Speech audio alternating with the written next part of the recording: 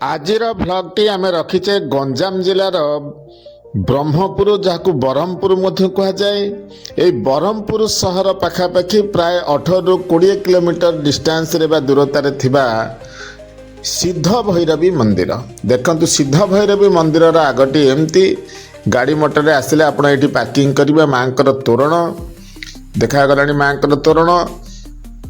ଇଏ ହେଉଛି ସିଦ୍ଧ ଭୈରବୀ ମନ୍ଦିର, ଯାହାକି ଗଞ୍ଜାମ ଜିଲ୍ଲାର ପ୍ରସିଦ୍ଧ ଠାକୁରାଣୀ, ବହୁ ପୁରାତନ ଠାକୁରାଣୀ।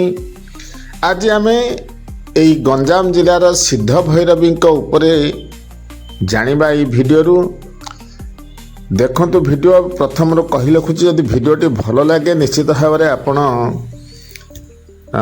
ଭିଡ଼ିଓଟିକୁ ଗୋଟେ ଲାଇକ୍ କରନ୍ତୁ, ଆଉ ସାଙ୍ଗସାଥି ବନ୍ଧୁମାନଙ୍କୁ ମଧ୍ୟ ଭିଡ଼ିଓଟି ସେୟାର କରନ୍ତୁ, ଏବଂ ଭିଡ଼ିଓଟି କେମିତି ଲାଗୁଛି ମଧ୍ୟ ଆପଣଙ୍କର ସୁଚିନ୍ତିତ ମତାମତ ମଧ୍ୟ ପ୍ରଦାନ କରନ୍ତୁ। ଆସନ୍ତୁ ବୁଲିବା ଆଜି ସିଦ୍ଧ ଭୈରବୀ ମନ୍ଦିର, ମା ସିଦ୍ଧ ଭୈରବୀ ମନ୍ଦିର, ଯାହାକି ଗଞ୍ଜାମ ଜିଲ୍ଲାର ବ୍ରହ୍ମପୁର ସହରଠାରୁ 18ରୁ 20 କିଲୋମିଟର ଡିଷ୍ଟାନ୍ସରେ ଅବସ୍ଥିତ ମନ୍ତ୍ରିଡ଼ି ଗ୍ରାମରେ ରହିଛି। ମନ୍ତ୍ରିଡ଼ି ଗ୍ରାମରେ ଏହି ମାଙ୍କର ମନ୍ଦିରଟି ରହିଛି। ଦେବୀ, ପ୍ରତିଷ୍ଠିତ ଦେବୀ, ଯାହାକି ଯଦି ଦେବୀଙ୍କର କିମ୍ବଦନ୍ତୀ ଆମେ ଦେଖିବା ତାହେଲେ ଦେବୀ ହେଉଛନ୍ତି ଭୂ ସଞ୍ଜାତା, ଅର୍ଥାତ୍ ମାଟି ଭିତରୁ ମନକୁ ମନ ସୃଷ୍ଟି ହୋଇଛନ୍ତି, ଆଙ୍କୁ କେହି ତିଆରି କରିନାହାନ୍ତି। ତେଣୁ ଦେବୀ ହେଉଛନ୍ତି ଭୂ ସଞ୍ଜାତା। ଏହି ମନ୍ତ୍ରିଡ଼ି ଗ୍ରାମରେ ଗୋଟେ ଚାଷ ଜମିରେ ଦେବୀଙ୍କର ଆବିର୍ଭାବ ହେଇଥିଲା। କ'ଣ ଅଛି କିମ୍ବଦନ୍ତୀ ବିଷୟରେ ଆସନ୍ତୁ ଜାଣିବା ଭଲ ଭାବରେ। ଭିଡ଼ିଓଟି ଦେଖିବା, ଦେବୀଙ୍କୁ ପ୍ରଣାମ କରିବା। ଜଣେ କୃଷକ ଥରେ ଚାଷ କରୁଥିଲା। ତାର ଲଙ୍ଗଳ ମୁନ ମାଟି ଭିତରେ ତ ପଶିବ, ମାଟିକି ଚାଷ କରିବ। ଏଇ ଲଙ୍ଗଳ ମୁନ ହଠାତ୍ ମାଟି ଭିତରେ ପଶି ଯାଉଥିବା ସମୟରେ ରକ୍ତ ଉପରକୁ ବାହାରି ଆସିଲା। ତେଣୁ ଲଙ୍ଗଳ ମୁନ ରକ୍ତାକ୍ତ ହେଇଥିବା ଦେଖି କୃଷକଟି ବା ଚାଷୀଟି ଭୟଭୀତ ହୋଇଯାଇଥିଲା, ଏବଂ କ'ଣ ହେଲା ଅସୁବିଧା ବୋଲି ସେ ସେଇ ଚିନ୍ତାରେ ଶୋଇଛି। ରାତିରେ ଦେବୀ ତାକୁ ସ୍ୱପ୍ନରେ କହିଲେ ଯେ ମୁଁ ଏଇଠାରେ ପ୍ରତିଷ୍ଠିତା ହେଇଛି, ମୁଁ ଏଇଠାରେ ବିରାଜମାନ କରିଛି। ଏହି ଦୈବୀ ବାଣୀ ଶୁଣି କୃଷକଟି ହଠାତ୍ ଚମକି ଉଠିଲା ରାତି ଅଧରେ। ସେଇ ରାତିରେ ଦୈବୀ ବାଣୀ ତାକୁ ହେଇଥିଲା ଯେ ଉକ୍ତ ଜମିରେ ଦେବୀ ଭୈରବୀ ବାସ କରୁଛନ୍ତି ଏବଂ ସେଇଠାରେ ସବୁଦିନ ରହି ସେ ପୂଜା ପାଇବେ। ଏହା ହିଁ ଦେବୀଙ୍କର ଇଚ୍ଛା। ପରଦିନ କୃଷକ ଆଉ କ'ଣ ନିଦ ଲାଗିବ, ଭୋର ହଉ ହଉ ଦୌଡ଼ିଲା ଜମିକୁ। ମାଟି ଖୋଳି ଦେଖିଲା ପ୍ରକୃତରେ ଦେବୀ ଆବିର୍ଭୂତା ହେଇଛନ୍ତି ସେଠାରେ, ଏବଂ ସ୍ଥାନୀୟ ଲୋକଙ୍କ ସହାୟତା ଧୀରେ ଧୀରେ ନିର୍ମାଣ ହେଲା ଦେବୀଙ୍କର ପୀଠ। ଆଜି ଆମେ ଯାହା ଦେଖୁଛେ ଭୈରବୀଙ୍କ ମୂର୍ତ୍ତି, ସେଇ ଭୈରବୀଙ୍କ ମୂର୍ତ୍ତିଙ୍କ ଡାହାଣ ପାଖରେ ଯେଉଁ ଖଣ୍ଡିତ ଅଂଶ ଦେଖାଯାଏ, ଆପଣ ମନ୍ଦିର ଗଲେ ଦେଖିପାରିବେ ଭଲ ଭାବରେ। ଭିତରକୁ ତ କ୍ୟାମେରା ଆଲାଉ ନାହିଁ। ସେଇ ଖଣ୍ଡିତ ଅଂଶ ଲଙ୍ଗଳର ଆଘାତରେ ଖଣ୍ଡ ଖଣ୍ଡ ହୋଇଯାଇଥିଲା। ତେଣୁ ଆମେ ଯଦି ଆମ ହିନ୍ଦୁ ଧର୍ମର ଶାସ୍ତ୍ରୀୟ ପଦ୍ଧତି ଅନୁସାରେ ଦେଖିବା, ନିର୍ମିତ ମନ୍ଦିର ଭିତରେ ପ୍ରତିଷ୍ଠିତ ଦେବୀ ଭୈରବୀଙ୍କ ମୂର୍ତ୍ତିର ଏକ ବିଶେଷତ୍ୱ ରହିଛି। ଦେବୀ ହେଉଛନ୍ତି ଚତୁର୍ଭୁଜା ଏବଂ ଏକ ପାଦ ବିଶିଷ୍ଟା। ମୂର୍ତ୍ତିର ବାମ ପାର୍ଶ୍ୱ ସ୍କନ୍ଧ ନିକଟରେ ଥିବା ଖାଲୁଆ ଅଂଶରୁ ସୁବାସିତ ଗଙ୍ଗା ଜଳ ନିର୍ଗତ ହୁଏ ବା ନିର୍ଝରିତ ହୁଏ, ଝରି ଆସେ। ମୂର୍ତ୍ତି ଐଶାନ୍ୟ ମୁଖା ହୋଇ ଅଧିଷ୍ଠିତା। ଆପଣ ମନ୍ଦିରରେ ଦେଖିବେ ଦେବୀ ଭୈରବୀ ଐଶାନ୍ୟ ଦିଗକୁ, ଯେମିତି ଆମର ଦିଗ ରହିଛି 10 ଦିଗ, ପୂର୍ବ, ପଶ୍ଚିମ, ଉତ୍ତର, ଦକ୍ଷିଣ, ଐଶାନ୍ୟ, ଅଗ୍ନି, ନୈಋତ, ବାୟୁ, ଊର୍ଧ୍ୱ ଏବଂ ଅଧଃ। ତନ୍ମଧ୍ୟରୁ ଦେବୀ ହେଉଛନ୍ତି ଈଶାନ୍ୟ ମୁଖା ବା ଐଶାନ୍ୟକୁ ମୁଖ କରି ରହିଛନ୍ତି। ତାଙ୍କ ଦୃଷ୍ଟି ମନ୍ଦିରର ବେଢ଼ା ସଂଲଗ୍ନ ବ୍ରାହ୍ମଣମାନଙ୍କ ଶ୍ମଶାନ ମଧ୍ୟ ଦେଇ 1 ମାଇଲ ଦୂର ପାଲୁରୁ ପାହାଡ଼ ଯାଇ ଯାଇଛି ଏବଂ ସେଠାକାର ଲୋକବିଶ୍ୱାସ ରହିଛି ଏଇ ପାଲୁରୁ ପାହାଡ଼ଟି ହେଉଛି ଦେବୀଙ୍କର ଲୀଳାପୀଠ। ଦେବୀ ମନ୍ଦିରରୁ ଯାଇ ସେ ପାଲୁରି ପାହାଡ଼ରେ ଲୀଳା ଖେଳା କରନ୍ତି। ମଧ୍ୟରାତ୍ରରେ ଅତି ଉଲ୍ଲାସ ଚିତ୍ତରେ ସେଠାରେ ବିହରଣ କରନ୍ତି, ବିଚରଣ କରନ୍ତି ସେଇ ପାଲୁରୁ ପାହାଡ଼ରେ ଦେବୀ ଭୈରବୀ। ପୁଣି ପାହାଡ଼ର ଉପର ଭାଗରେ ଥିବା ଜଳକୁଣ୍ଡ ଦେବୀଙ୍କର ବିଳାସ ତଡ଼ାଗ ଯାହାକୁ ଆମେ ପୁଷ୍କରିଣୀ କହୁ, ସେଇଠି ଦେବୀ ବିଳାସ ବେଶନ କରନ୍ତି ଏବଂ ବର୍ଷ ସାରା ସେଠାରେ ସମ ପରିମାଣରେ ଜଳ ରହିଥାଏ। ଜଳ କେବେ ହେଲେ ଶୁଖିଯାଏନି କି କମ୍ ବେଶୀ ହୁଏନି। ଏଠାରେ ଦେବୀ ପରମ ବୈଷ୍ଣବୀ ଭାବରେ ପୂଜା ପାଆନ୍ତି। ତେଣୁ ବୈଷ୍ଣବ ଏବଂ ଶାକ୍ତ ଧର୍ମର ସମନ୍ୱୟ ଘଟିଛି ଏହି ବୈଷ୍ଣବୀ ପୀଠରେ। ତେଣୁ ପରମ ବୈଷ୍ଣବୀ ଭାବରେ ଦେବୀ ଭୈରବୀ ଏଠାରେ ପୂଜା ପାଆନ୍ତି। ତେଣୁ ଏଠାରେ ଶାକ୍ତ ଧର୍ମ ସହିତ ବୈଷ୍ଣବ ଧର୍ମ ରହିଛି। କାରଣ ଠିକ୍ ଦେଖନ୍ତୁ, ଏଠି ଜଗନ୍ନାଥଙ୍କ ମନ୍ଦିର ମଧ୍ୟ ରହିଛି। ଦେବୀଙ୍କ ମୁହଁ ମନ୍ଦିରରେ ଦେଖିବେ, ଦେବୀଙ୍କ ମୁହଁ ଯେଉଁ ପଟକୁ, ଜଗନ୍ନାଥଙ୍କ ମୁହଁ ଠିକ୍ ତାର ବିପରୀତ ପଟକୁ। ତେଣୁ ବିପରୀତ ମୁଖୀ ହେଇ ଦେବ ଏବଂ ଦେବୀ ଏଠାରେ ଅଧିଷ୍ଠାନ କରିଛନ୍ତି। ମୁଖ୍ୟତଃ ଗାୟତ୍ରୀ ମନ୍ତ୍ରରେ, ଦୈବୀ ଗାୟତ୍ରୀ ମନ୍ତ୍ରରେ ଦେବୀଙ୍କୁ ପୂଜା କରାଯାଏ ଏବଂ ଦେବୀଙ୍କର ଯଦି ପର୍ବ ଦେଖିବା, ପ୍ରତି ମାସର ସଂକ୍ରାନ୍ତି ଦିନ ଦେବୀଙ୍କର ମାସିକିଆ ପର୍ବ ପାଳିତ ହୁଏ, ଯାହାକି ଉତ୍ସବ ମୁଖର ହୋଇ ଉଠେ। ସେଠାରେ ବିଭିନ୍ନ ସ୍ଥାନରୁ ବହୁ ଭକ୍ତ ସମାଗମ ହୋଇଥାନ୍ତି। ତା ଛଡ଼ା ଆମର ଯେଉଁ ଦୁର୍ଗା ପୂଜା ରହୁଛି, ଶାରଦୀୟ ଦୁର୍ଗା ପୂଜା, ବାସନ୍ତିକ ଦୁର୍ଗା ପୂଜା, ସେ ସମୟରେ ମଧ୍ୟ ଦେବୀଙ୍କର ବହୁ ଆଡ଼ମ୍ବରରେ ପୂଜା ଅର୍ଚ୍ଚନା କରାଯାଇଥାଏ। ଲୋକବିଶ୍ୱାସ ଅଛି, ଯେଉଁମାନେ ନିଃସନ୍ତାନ ବା ଯେଉଁମାନଙ୍କର ସନ୍ତାନ ସନ୍ତତି ହେଉନି, ସେମାନେ ଯଦି ବର୍ଷର ସବୁ ସଂକ୍ରାନ୍ତି ଦିନ ଉପବାସ ରହି ନିଷ୍ଠାପର ଭାବରେ ଦେବୀ ଭୈରବୀଙ୍କର ପୂଜା ଅର୍ଚ୍ଚନା କରନ୍ତି ବା ସେବା ପୂଜା କରନ୍ତି, ନିଶ୍ଚିତ ଭାବରେ ତାଙ୍କୁ ବା ତାଙ୍କ କୋଳକୁ ସନ୍ତାନଟିଏ ପ୍ରାପ୍ତ ହେବ। ଏହି ଦେବୀ ଭୈରବୀ ତାଙ୍କର ଆଉ ଗୋଟିଏ ରୂପ ଭାବରେ ଭୁବନେଶ୍ୱରର ପ୍ରସିଦ୍ଧ ଲିଙ୍ଗରାଜ ମନ୍ଦିର ମଧ୍ୟରେ ମଧ୍ୟ ପୂଜା ପାଉଛନ୍ତି। ଆନନ୍ଦ ବଜାର ନିକଟରେ ବେଢ଼ା ପଟକୁ ମୁହଁ କରି ଏକପାଦ ବିଶିଷ୍ଟ ଦେବୀ ହେଉଛନ୍ତି ଭୈରବୀ। ତେଣୁ ଭୈରବୀ ଚତୁର୍ହସ୍ତା ଏବଂ ଏକ ପାଦ, ଗୋଟିଏ ପାଦରେ ସେ ଠିଆ ହୋଇଛନ୍ତି। ଏଇଭଳି ଭାବରେ ଭୈରବୀଙ୍କ ମନ୍ଦିରର କିମ୍ବଦନ୍ତୀ ରହିଛି ଏବଂ ଆମେ ବର୍ତ୍ତମାନ ଦେଖିବା ଭିଡ଼ିଓରେ ଆପଣମାନେ ତ ଦେଖୁଛନ୍ତି ପରିବେଶକୁ କେତେ ସୁନ୍ଦର ଭାବରେ ସେଠାକାର କମିଟି ଏବଂ ଲୋକମାନେ ସଜେଇ ରଖିଛନ୍ତି, ଯାହାକି ମନକୁ, ଆଖିକୁ, ହୃଦୟକୁ ସବୁକୁ ଟାଣି ଧରୁଛି। କେତେ ସୁନ୍ଦର ଫୁଲ ବଗିଚା ହେଇଛି ଦେଖନ୍ତୁ।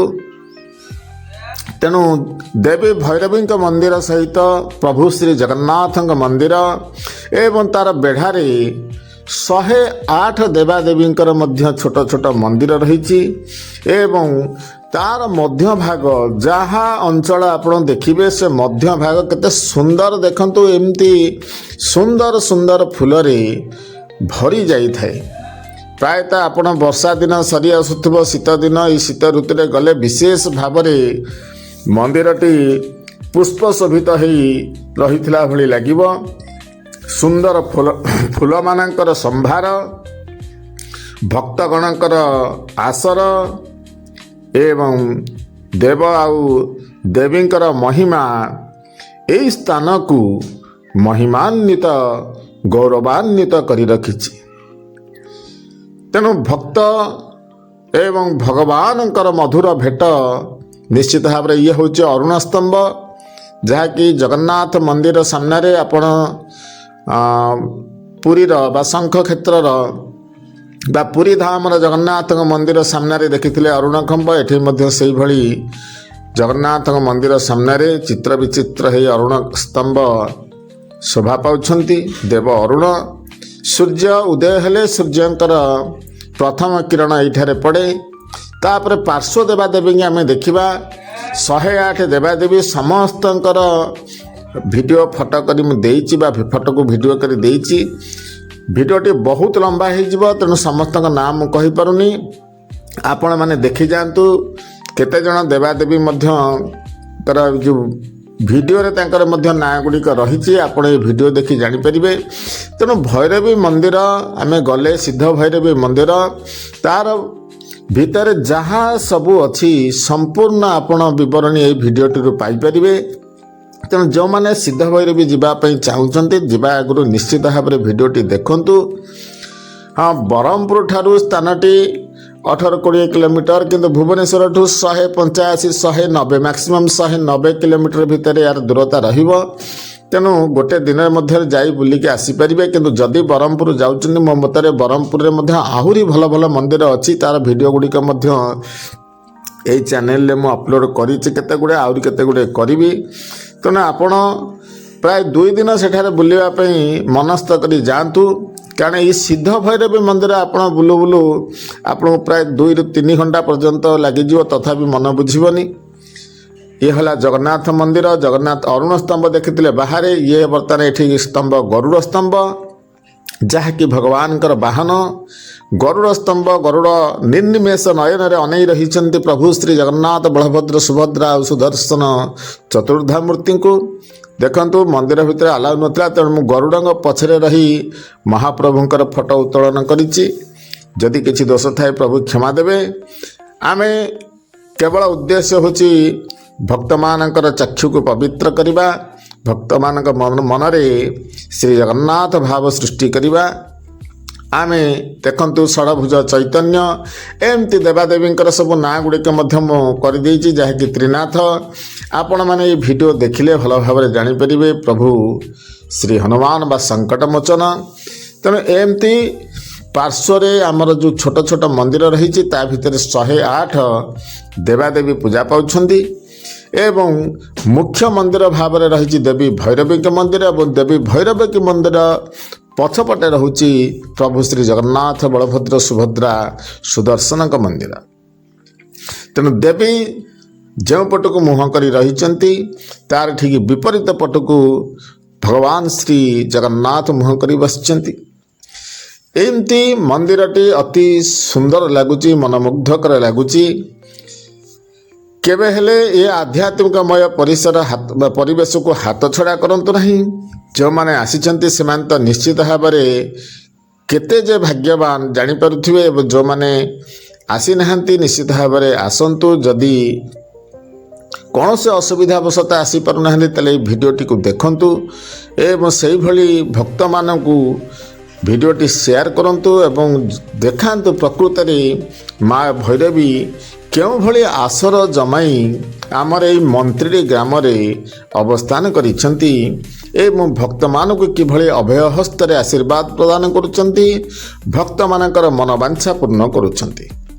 ହଁ, ଆଉ ଗୋଟିଏ କଥା, ଯଦି ବୈଷ୍ଣବୀ ମନ୍ଦିର ଆପଣ ଆସୁଛନ୍ତି, ଏ ଭୈରବୀ ମନ୍ଦିର ଯଦି ଆସୁଛନ୍ତି, ମା ତ ବୈଷ୍ଣବୀ, ତାହେଲେ ଏହି ଭୈରବୀ ମନ୍ଦିରରେ ମଧ୍ୟ ଆପଣଙ୍କର ଅନ୍ନ ଭୋଜନର ବ୍ୟବସ୍ଥା ରହିଛି। ଅନ୍ନ ଭୋଜନ ପ୍ରଥମେ ଆମେ ଦେଖୁଥିଲୁ, ସେଠି ଲେଖା ହେଇଛି ଏଠାରେ ଅନ୍ନପ୍ରସାଦ ମିଳେ।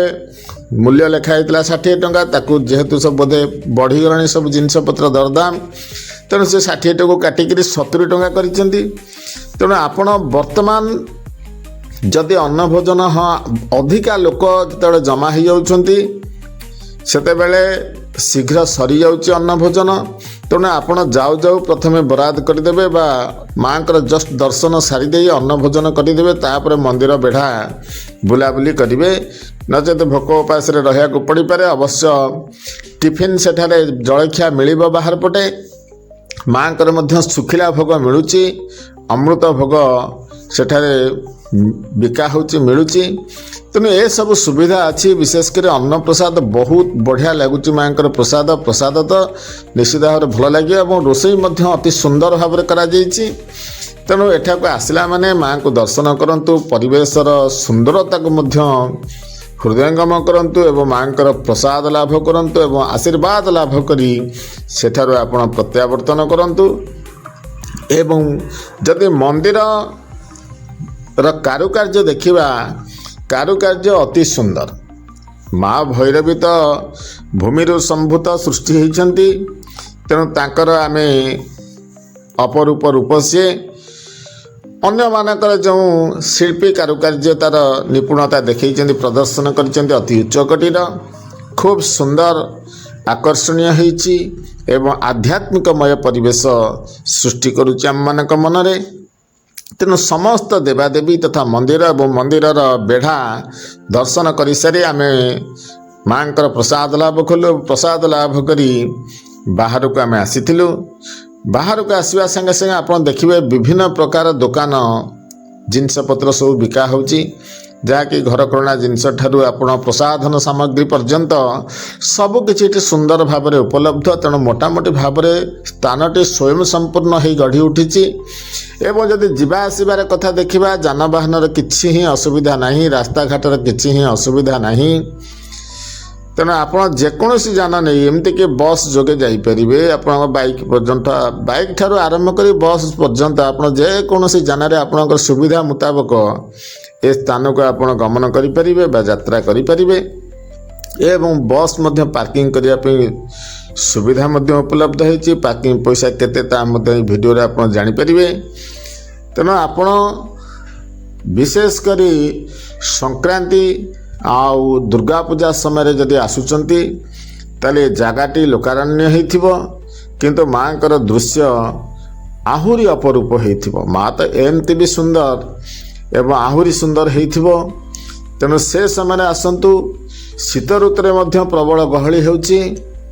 ପ୍ରାୟତଃ ଆମେ ଯେଉଁଦିନ ଯାଇଥିଲୁ ସେଦିନ ଦେଖିଥିଲୁ ୱେଷ୍ଟ ବେଙ୍ଗଲରୁ ମଧ୍ୟ ଅଧିକାଂଶ ଲୋକ ଆସିଥିଲେ। କାରଣ ଯେତିକି ଲୋକ ଓଡ଼ିଶାର ଥିଲେ, ତାର ସେତିକି ଲୋକ ପ୍ରାୟ ୱେଷ୍ଟ ବେଙ୍ଗଲରୁ ମଧ୍ୟ ଆସିଥିଲେ। ତେଣୁ ବାହାରୁ ମଧ୍ୟ ପର୍ଯ୍ୟଟକ ଆସୁଛନ୍ତି ଏ ଜାଗାକୁ ବୁଲିବାକୁ। ବାହାରେ ଦେଖନ୍ତୁ କିଭଳି ଭାବରେ ଦୋକାନପତ୍ରର ଆସର ଜମିଛି। ଆପଣ ଭୋଗ ଦୋକାନ ଠାରୁ ଆରମ୍ଭ କରି ଯାହା କିଛି ଆମର ସବୁ ରହୁଛି ନିତ୍ୟ ବ୍ୟବହାର୍ଯ୍ୟ ଜିନିଷ, ପ୍ରାୟତଃ ବେଶୀ ଭୋଗ ଦୋକାନ ରହୁଛି। ତେଣୁ ନିତ୍ୟ ବ୍ୟବହାର୍ଯ୍ୟ ଜିନିଷ ଆପଣ ଏଇଠାରୁ ପାଇପାରିବେ। ତେଣୁ ଦେଖନ୍ତୁ ମନ୍ଦିର କେତେ ସୁନ୍ଦର। ଭିଡ଼ିଓଟି ଆଉ ଥରେ ଅନୁରୋଧ କରୁଛି, ଯଦି ଭିଡ଼ିଓଟି ଭଲ ଲାଗେ ତାହେଲେ ଆପଣ ଭିଡ଼ିଓଟିକୁ ଲାଇକ୍ କରନ୍ତୁ, ସାଙ୍ଗସାଥୀଙ୍କୁ ମଧ୍ୟ ସେୟାର କରନ୍ତୁ। ଆପଣଙ୍କର ସୁଚିନ୍ତିତ ମତାମତ କମେଣ୍ଟ ବକ୍ସରେ ପ୍ରଦାନ କରନ୍ତୁ ଏବଂ ଚ୍ୟାନେଲଟିକୁ ଦୟାକରି ସବସ୍କ୍ରାଇବ୍ କରନ୍ତୁ। ଏଇଭଳି ଗୋଟିଏ ଭଲ ଭଲ ଭିଡ଼ିଓ ପାଇବା ପାଇଁ। ଭିଡ଼ିଓଟି ଦେଖିଥିବାରୁ ଆପଣମାନଙ୍କୁ ହୃଦୟରୁ ଅନେକ ଅନେକ ଭଲ ପାଇବା। ଧନ୍ୟବାଦ। ଜୟ ଜଗନ୍ନାଥ।